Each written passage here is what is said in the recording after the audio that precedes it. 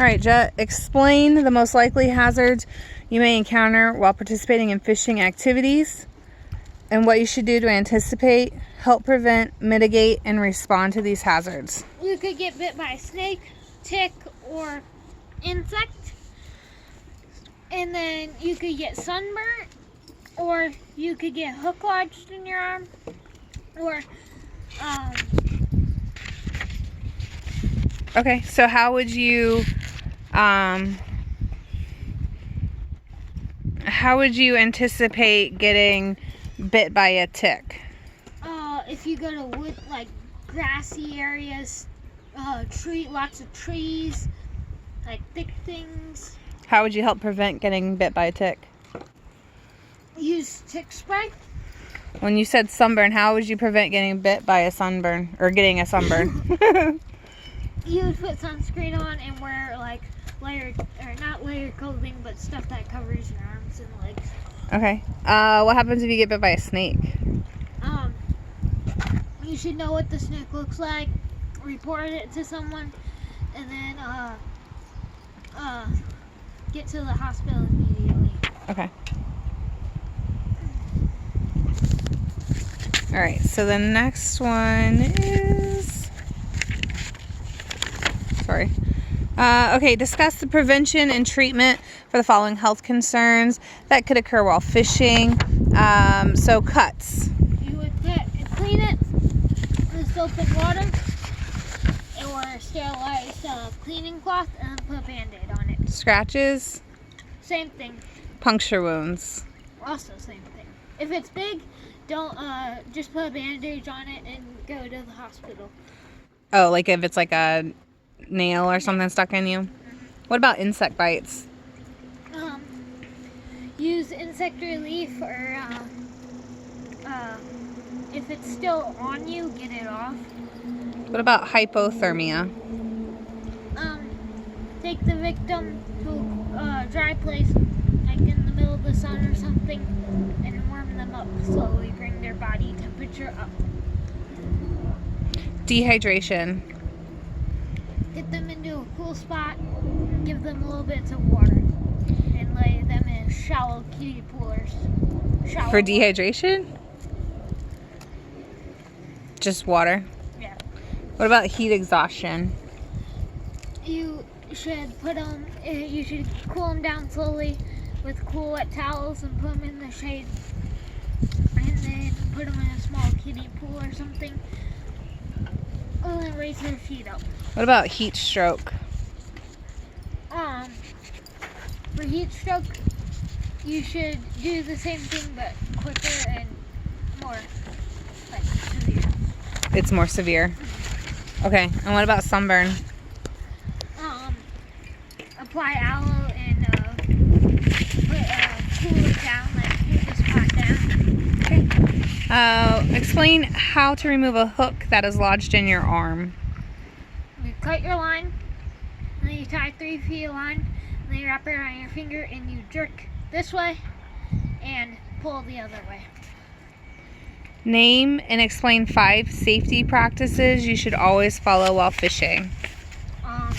Never fish alone, and if you are fishing alone, let people know where you are. And when you'll be back. And when you'll be back, don't go through like crowded areas, like lots of grass or something where you can get ticks and get like stuck in it.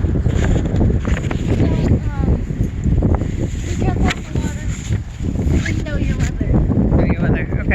All right, Jet, discuss the differences between 2 types of fishing outfits. So if it's hot, you'd want to wear a hat, SPF 50 shirts, and thin leggings, and if it's cold, like when we fish the White River, we wear boots so we can get deep in there, and some waders, and then thermals to keep us warm and dry.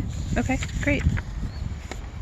Okay, let's move to the garage now, and you're gonna go over a spinning rod and reel. Jet, let's identify the parts of several types of rods and reels. Explain how and when each should be used. and how to care for the equipment. So first up, example of a spinning rod and reel. So this is a spinning rod and reel. As you can see, you got your drag. You got your, if you want drag, which you do. Well, that's actually to tighten your reel, so if this comes loose, this is your drag right there. And then this is the bail, which casts it. So when would you, or how do you use it? So you would put your finger, you would open the bail, put your finger on the line, cast back, and once you get to the height of like vertical, you'd want to let go and then keep it going, and then you just reel it in. And when would you use this? You could use this anywhere, anytime, just wherever you are fishing. What do you fish for with that kind of reel? You can fish for anything, but mainly bass, trout, crappie.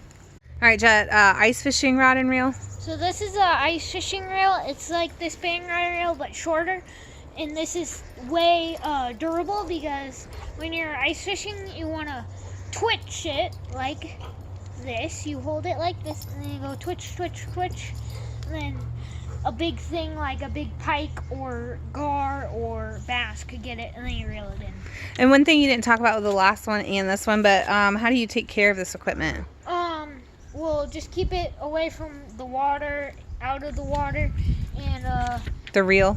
in the reel, put real lubricant on it if it starts to get a little scratchy, or get a new one. Okay.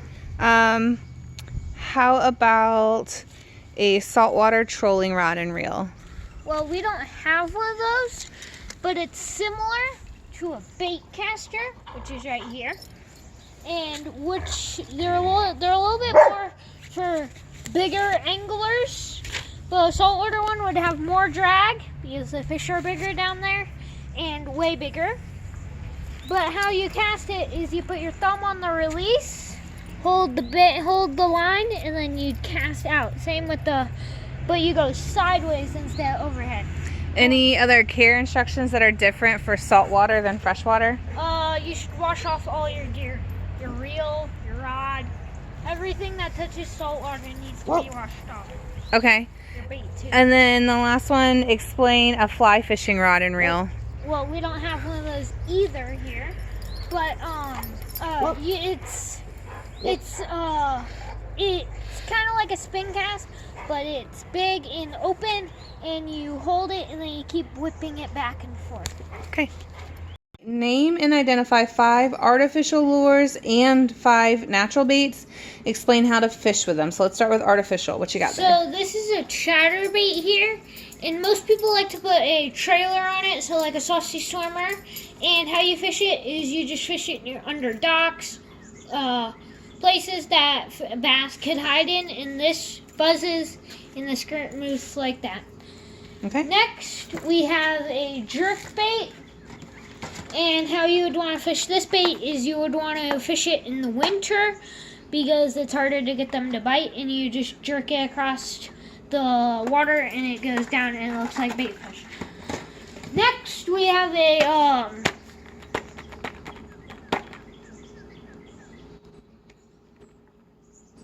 You want me to stop? we have a swim bait. You would want to fish this in the summer, and you want to match your hatch. So what we have here mainly is bluegill. So I got bluegill swim bait, and you just fish it anywhere you want.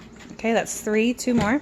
And then we have worms, artificial worms to be exact. These are finesse worms, so they finesse through grass. You don't want to fish this through grass, and they're fast and look like a worm. And then 1 more artificial lure. We have a drop shot.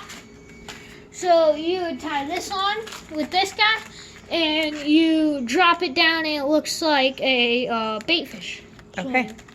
All right. And you explain how to fish with it, right? yeah. So now let's go with 5 natural baits. Ugh, it smells. So here we have night crawlers.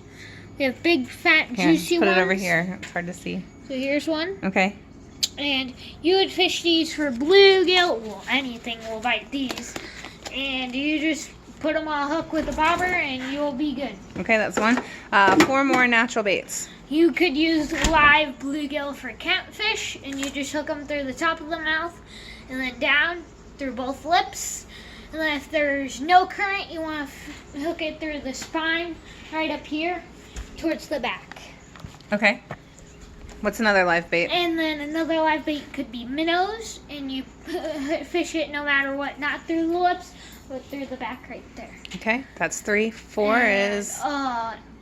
bloodworms. Okay. Are different because they have mouths, so you have to hook them differently. You have to hook them in the middle and then through their snout up. Okay, and 1 more live bait. What's the kind that Hagrid likes to eat on the lake? Crawdads. You could fish crawdads for bass in their tail and out. Okay. Okay, Jet, so next, explain the importance of practicing leave no trace. Discuss the positive effects of leave no trace on resources. So we went fishing the other day, and we got all this trash. Most importantly, we got fishing line here. And it looks like someone got a bird's nest, and we picked it up because this is takes very long to biodegrade, and it's just a lot of it to biodegrade. What does it do to the animals? The animals can eat it, get stuck in their system, could kill them. Perfect. What about that fish we saw yesterday? Someone was putting it on a stringer, maybe to bleed it out. Maybe they had bait on there. I don't know. But they killed it, and they never came back for it. Discuss the meaning and importance of catch and release.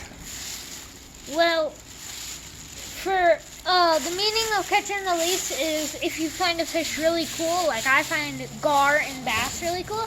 So I catch and release those guys because I want other people to catch them. And what's the importance of what does actually catch and release mean? What does that mean? It means you catch the fish and then you release it for someone else to catch. So you just put it back. Yeah. And then the importance is that it has more fish in the wild. Okay. Describe how to properly release a fish safely to the water. So bass, you catch them, you get the hook out, make sure there's no other hooks in them, and then you hold them, you grip them by your thumb, and then you put them in the water. And if you've been out in the water a little, you want to just shake them, and they'll start to bite down on your finger, and then you just let them go, and they'll slowly swim away or fast. Okay. Can I tell you something? Hey, Jet. You've got a copy of regulations affecting game fishing where you live. Yes. So explain why those regulations were adopted and what you can accomplish by following them. A couple days ago, we looked up gar because we saw him jumping, and 1 gar over 36 for the whole year, no more. 36 what? Inches. And then under 36 you can have every time you go fishing. How many? 5. No. One. And then that's good because if you have a bunch of people catching all these big fish and keeping them, there's going to be no little fish for other people to keep. So overfishing the population? Yep, and some are endangered. Okay. Explain good outdoor sportsmanlike behavior and how it relates to anglers. So don't cast over other people's lines, don't boat near them, don't fish near them, just leave them be. Fish other spots. And let's talk about good outdoor sportsmanlike behavior. So what else? If you catch a fish, don't show it off to everyone. Look at me, I got gar, I got bass. You just release it. I mean, if it's a big one, you take a picture with it. To just be respectful. Yeah. Okay. All right, Jet. Explain how the Outdoor Code of Boy Scouts of America relates to fishing enthusiasts. Let's start with littering. So littering, you don't want to leave your baits all over. You don't want to leave your trash, your line, anything that could damage the environment. So the Outdoor Code for Boy Scouts is? Leave no trace. Okay. Let's talk about trespassing. Trespassing. So the other day we looked up a pond called Goshen Ponds, and we tried to go there, but it's a private property, so you wouldn't trespass on their lake because they don't want you there because they don't know if you're going to keep the fish or not. And how does that relate to the Outdoor Code of Boy Scouts? Follow the rules. Follow the rules. All right. Courteous behavior. Just be kind to everyone. Don't be rude and mean. And that's being kind. How are fishermen kind to each other? If if you're low on bait, some people will help you out. Some people will tell you where they're catching them if they already caught their limit or something. What bait? What about when you and I are in the kayak and a boat comes by? What do a lot of them They do? slow down so their wake doesn't hit us. Perfect. All right, and the last one, obeying fishing regulations. Just don't keep small fish. Don't keep a crappie that's under 12 inches or 10. Don't keep What do your dad and I have to renew this month? their fishing license. And why do we get our fishing license? So you can fish